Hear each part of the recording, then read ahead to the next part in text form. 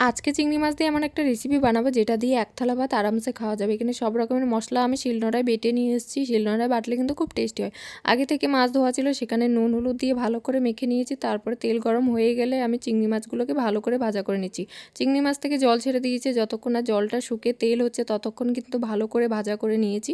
এরপরে আমি এক এক করে সব মাছগুলো তুলে নিয়েছি। তারপরে তেল দিয়ে দিয়েছি। তেল দেওয়ার পরে পেঁয়াজ কুচি করে রাখা ছিল, সেগুলোকে একটু নাড়াচাড়া করে টমেটো কুচিগুলো দিয়ে দিয়েছি। এরপরে কিন্তু আমি এখানে একটু লবণ আর একটুখানি হলুদ দিয়ে আবার অনেকক্ষণ ধরে এটাকে কষাতেই থাকবো। তারপরে যত মশলা ছিল সব দিয়ে দিয়েছি।